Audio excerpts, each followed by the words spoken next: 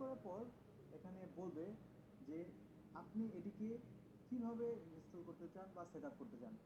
আপনি যদি এটি পার্সোনালি আপনার নিজের ব্যবহারের জন্য সেট করতে চান তাহলে সেট ফর পার্সোনাল ইউজ করবেন, এবং যদি আপনি আপনার একটি কোম্পানির জন্য বা কোনো অর্গানাইজেশনের জন্য আপনি সেট করতে চান তাহলে set for an organization select করে নেক্সট বাটনে প্রেস করবেন।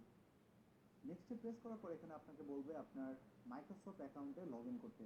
তো আপনার যদি কোনো মাইক্রোসফট অ্যাকাউন্ট না থাকে তাহলে আপনি অফলাইনে ক্লিক করে আপনি ইনস্টলেশন প্রসেসটিকে আগিয়ে নিয়ে যাবেন।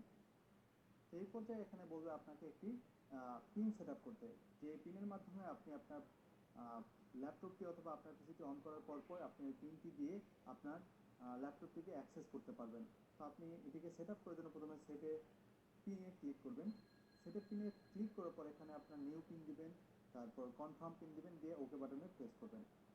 আপনার পিনটি সেট করার পর এখানে বলবে আপনার ফোন অথবা পিসিটিকে আপনার যে পিসিতে কানেক্ট করতে, কিন্তু আপনি এটি কানেক্ট না করার জন্য ডু ইট লেটারে ক্লিক করবেন। ক্লিক করার পর এটি আপনাকে নিয়ে যাবে কর্টানা সেটআপে। এখানে let Cortana response to hey Cortana এই চেক মার্কটি অন করে দেবেন, দিয়ে ইয়েস বাটনে ক্লিক করবেন। ক্লিক করার পর এখানে চুজ প্রাইভেসি সেটিং এটি যেরকম আছে এরকম রেখে আপনি অ্যাকসেপ্ট বাটনে প্রেস করবেন। প্রেস করলে আপনার ল্যাপটপ বা আপনার পিসিতে উইন্ডোজ দেওয়াটি কমপ্লিট হয়ে যাবে। এখন আপনি আপনার সেটিংস অপশনে যে আপনার যে উইন্ডোজটি দিলেন এই উইন্ডোজটিকে আপডেট দিয়ে নিউ ভার্সনে নিয়ে নেবেন।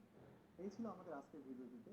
উইন্ডোজ সেটআপ সম্পর্কে আপনাদের যদি কোনো প্রশ্ন বা জিজ্ঞাসা থাকে তাহলে অবশ্যই কমেন্ট বক্সে কমেন্ট করতে ভুলবেন না।